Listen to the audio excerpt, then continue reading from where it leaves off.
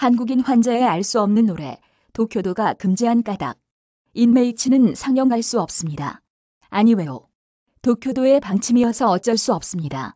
시각예술가 이야마 유키는 자신의 영상작품 인메이츠를 상영할 수 없다는 도쿄도 인권플라자의 말을 듣고 놀랐다. 인권플라자 전시실에서 2022년 8월 30일부터 11월 30일까지 이야마의 기획전 당신의 진짜 집을 찾으러 간다가 열릴 예정이었고 인메이츠는 기획전의 부대 상영작으로 관객과의 대화도 계획되어 있었다. 도쿄도 충무국 인권부는 2022년 5월 인메이츠를 심사하더니 인권플라자 측에 상영 금지 지시를 내렸다. 작품 속에 관동대지진 당시 조선인 학살이 있었던 게 사실이다라는 발언과 래퍼 훈이가 조선인을 모두 죽여라라고 외치는 가사 등을 문제 삼았다. 도쿄도의 이런 방침에 따라 인권플라자는 2022년 5월 이야마에게 인메이츠를 틀 수 없다고 최종 통보한 것이다. 이야마는 여러 차례 인권플라자 측과 대화를 나눴지만 소용없었다. 8월 30일 이야마의 기획전 당신의 진짜 집을 찾으러 간다가 열렸으나 끝내 인메이츠는 상영되지 못했고 관객과의 대화도 취소되었다. 이야마 유키 감독. 그의 예술 세계에서 장애인과 인권은 중요한 주제다. 이야마 제공. 이야마 유키는 도쿄도의 검열을 받아들일 수 없었다. 1923년에 벌어진 조선인 대학살은 일본의 교과서에도 쓰여 있는 사실이고 작품 속 훈이의 랩은 조선인 환자의 정신 상태를 드러낸 구절인데 이를 문제 삼는 것을 수긍할 수 없었다. 일본의 시민사회와 예술계도 이 사태를 근심스레 바라봤다. 전후 가장 나쁜 검열 사태였다는 2019 아이치 트리엔날레가 떠올랐기 때문이다. 이 전시회에는 안세홍 작가의 일본군 성노예 피해 여성 사진과 김은성, 김석영 작가의 소녀상이 출품되어 개막되기 전부터 일본 극우의 반대 목소리가 높았다. 스가 요시히데 당시 관방장관은 개막 다음 날 일본 문화청에 보조금이 지급되었다며 소녀상 전시를 문제 삼았다. 나고야시의 가와무라 다카시 시장도 일본인의 마음을 짓밟는 것이다라며 공적 자금이 사용된 장소에서 전시해선 안 된다고 말했다. 이렇게 일본 정계 실력자가 우려를 말하자 우익의 테러 협박을 핑계삼아 주최 측은 개막 사흘 만에 소녀상의 전시 중단을 발표했다. 이에 대해 아이치 트리엔날레에서 표현의 부자유전 그 이후 기획에 참여한 오카모토 유카실행위원은 눈물이 흐를 것 같다고 했고 아이치 트리엔날레의 예술감독 스다 다이스케는 애끓는 심정이다. 예상은 했지만 정도를 넘어섰다라고 말했다. 트리엔날레 참여 작가들은 소녀상의 철거에 맞서 작품 전시를 중단했고 일본 시민사회와 국제사회는 주최 측에 따가운 눈총을 보냈다. 결국 예술가와 시민의 요구가 받아들여져 소녀상과 위안부 피해자 사진은 8월 7일부터 다시 전시가 되었다. 당신의 진짜 집을 찾으러 간다에 담긴 아픈 가족사. 이야마는 아이치 트리엔날레부터 3년 만에 도쿄도에 의해 다시 검열 사태가 발생한 것에 맞서기로 했다. 2022년 10월 28일 그는 랩을 했던 훈이 조선인 학살에 대해 해설을 한 도쿄대 교원 토노무라 마사루 조각가이며 평론가인 오다와라 노도카와 함께 후생노동성 기자회견장에 나타났다. 이야마가 전시회에서 작품을 놓고 관객과 대화를 많이 나눴지만 표현의 자유를 위해 마이크를 잡은 건 처음이었다. 인메이츠는 26분의 짧은 작품이지만 이야마의 예술 세계를 오롯이 보여주고 있다. 이 작품을 이해하기 위해서는 젊은 예술가 이야마가 걸어온 길을 되짚어 볼 필요가 있다. 2013년에 만든 수증기, 연기, 하사품은 그의 예술 인생에서 중요한 전기가 된 작품이다.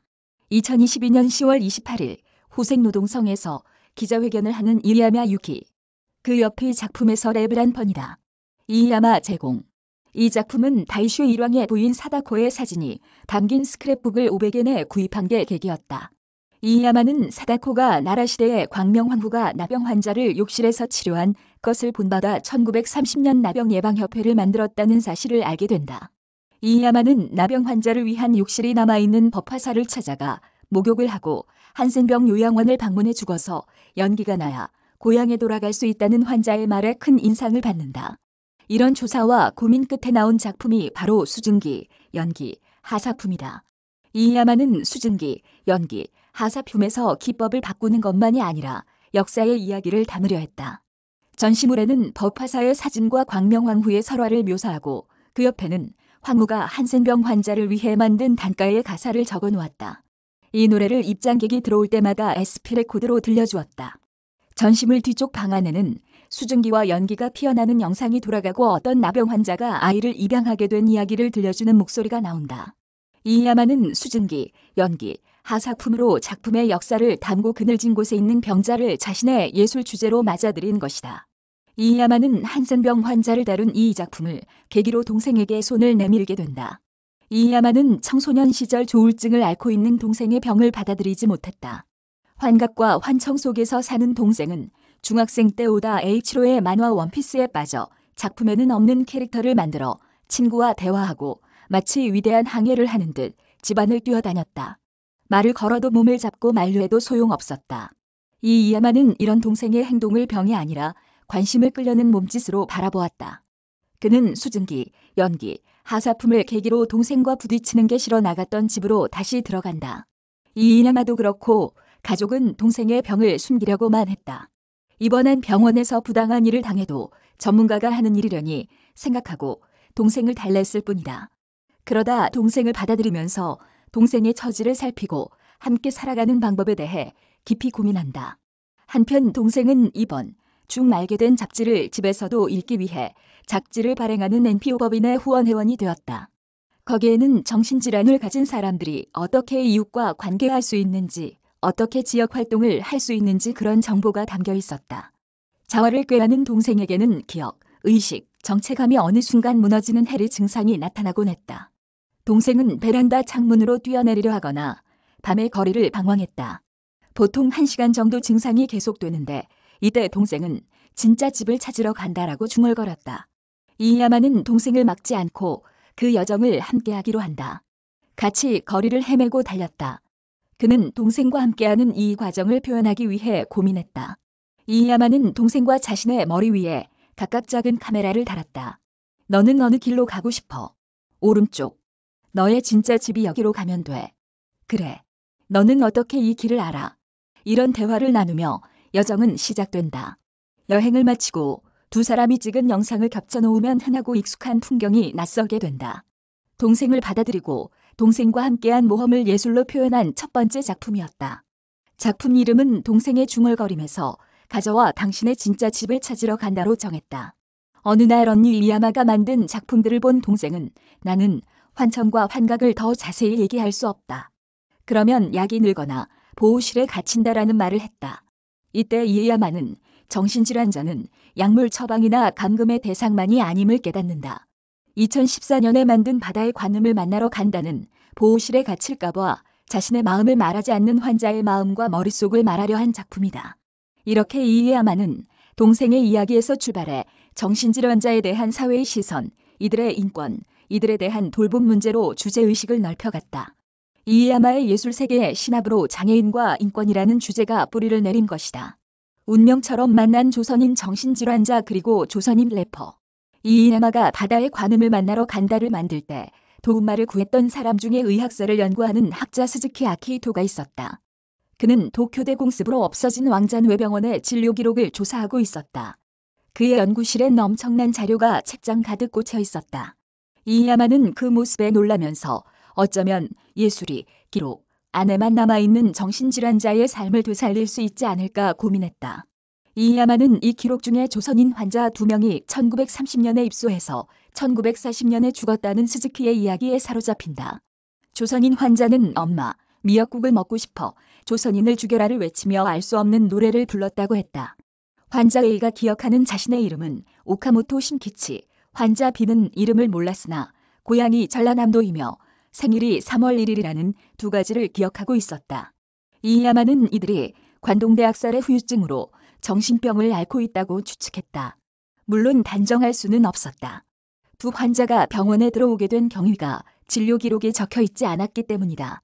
왕자뇌병원에 남아있었던 조선인 환자의 진료 기록. 스즈키상의 연구실에서 만난 이 기록에서 인메이츠는 시작된다. 이야마 제공. 그런데 이야마의 헤아림은 나름 일리가 있었다. 조선인 환자 둘은 조선인을 죽여라를 외쳤다. 일본 땅에서 조선인이 조선인을 죽이라고 소리 지를 리는 없다. 이는 관동대학살 당시 군경과 자경단이 조선인을 공격하며 외친 말이다. 이때 간신히 살아남은 사람이 겪은 마음의 상처는 매우 컸다. 1923년 10월 6일 자동화일보에 실린 정인영에 관한 기사는 이를 또렷하게 보여준다. 일본에 가서 오랫동안 고학을 하던 정인영 씨는 지난 9월 27일 밤 도쿄도 시모토즈카 최우위와 173번지 무라마츠 방에서 친구들과 함께 자다가 새벽쯤 되어 가만히 일어나서 책상 위에 있던 면도칼을 들고 그 집 변소에 가서 머리와 가슴을 함부로 찔러 자살을 하였는데 그 원인은 아직 알 수 없으나 그는 본래 자기의 처지를 비관하던 중 지난번 진제 당시에 가진 위험을 당하고 신경에 무슨 이상이 생겨서 그가 죄한 듯하다는데 그의 본적은 경상남도 하동군 청암면 상가리더라. 훗날 한성고등학교 교장이 된 이성구도 조선으로 돌아와 교단에 섰는데 학생들이 뒤에서 무리지어 뛰어올 때마다 동경이과대학에 다닐 때 자경단에 쫓기던 기억이 떠올라 움찔움찔했다고 말했다. 살아 돌아온 자들이 제대로 회고록을 남기지 못해서 그렇지 후유증의 상처는 이렇게 조각조각 발견이 되었다. 이해아마는 이들을 관동대학살의 후유증에서 비롯된 환자로 짐작했다. 그리고 이들이 읊조리고 중얼거린 노래가 궁금했다. 물론 가사는 없었다. 병원의 의사와 간호사는 모두 일본인이고 조선말을 몰라 적을 수 없고 적을 필요도 못 느꼈을 터이다. 다만 조선인을 죽여라라는 말은 이번에 있던 내내 반복했기에 남아있는 듯했다. 이야마는 이 노래의 정체를 곰파고 싶었다. 실마리가 풀린 건 일본에서 시민운동을 하던 자이니치 한 사람을 만나고 나서다. 조선인 환자가 정신병원에서 매일 읊조렸던 노래가 무엇이었을까요? 아리랑 같은 노래일 수도 있지만 조선 사람은 한이 많아서 스스로 노랫말을 만들고 흥얼거리는데 이를 신세타령이라고 합니다. 이 가능성도 큽니다. 짧은 문답이지만 뭔가 실마리가 풀리는 느낌이었다. 어디선가 떠돌다가 정신병원에 들어온 환자가 매일 같이 신세타령을 한다는 건 그럴듯했다. 실제 환자의 기록을 봐도 그렇게 헤아릴 만했다. 조선인 환자 A의 진료 기록. 그는 자신의 이름을 오카모토 신키츠라고 기억했다. 민경래. 이야마는 조선인 환자의 노래가 신세타령일 것이라는 실마리를 찾고 나서 이 사연을 갖고 작품을 만들고픈 의욕이 솟아났다. 마침 국제교류기금이 주최하는 거리를 둘러싼 11가지 이야기전의 초대 작가가 되자 이야마는 인 메이츠를 만들어 제출하기로 했다. 제작비까지 해결되니 이야마는 제작에 몰입했다. 영상감독 아오야마를 비롯해 많은 사람의 조언을 들어 짧은 다큐멘터리이면서 신세 타령을 중심에 놓는다는 제작 방향을 세웠다. 무엇보다 자이니치 래퍼 후니를 만난 게 큰 힘이 되었다. 후니는 어린 시절 도쿄와 요코하마 사이에 있는 제1대한기독교 가와사키 교회를 다녔다. 14살 때인가. 그는 조선인에 대한 차별 때문에 어려운 사춘기를 보내고 있었다. 어느 날 교회 선배가 랩이 담긴 CD 한 장을 건네주었다. 뜻을 이해하긴 어려웠으나 곱고 깨끗하게 부르는 찬송가와는 달랐다. 투박하고 거친 힘이 느껴졌다. 후니가 랩에 처음 흥미를 느낀 순간이었다. 가와사키시에서 라이브 공연을 하는 후니 편이 또 다른 계기는 고등학생 시절로 9.11 테러가 일어난 해였다. 당시 가와사키 교회의 담임 목사는 김성재 성탄절을 앞두고 후니는 예배당에서 열린 크리스마스 행사의 리허설에 참여했다. 김성재 목사는 류이치 사카모토가 지뢰를 없애기 위해서 만든 음악과 함께 사진을 스크린에 한 장씩 띄웠다. 세계무역 빌딩이 무너지고 도망치는 모습, 잇따라 팔레스타인 이민이 무차별 폭격을 당해 피 흘리는 모습이 나타났다. 평화의 메시지를 담되 미국의 시각만을 좇지 않는 구성이었다. 이때 스크린을 보던 후니는 자신도 모르게 보아라. 저게 세계의 모습이다라고 외치며 랩을 중얼거렸다. 예배실에 있던 학생들은 후니의 모습을 신기하게 바라보았다. 후니는 그날 알았다. 언젠가 래퍼의 길을 걷게 되리라고. 그 후 후니는 이런저런 회사에서 영업일을 하면서 시인과 래퍼로서 노랫말과 곡을 쓰고 비록 무명이지만 한결같은 길을 걸어왔다. 이런 이력을 지녔으니 조선인 환자가 불렀을 신세 타령을 100년의 시간을 넘어 랩으로 되살리는 데는 안성맞춤이었다. 두 편으로 이어집니다.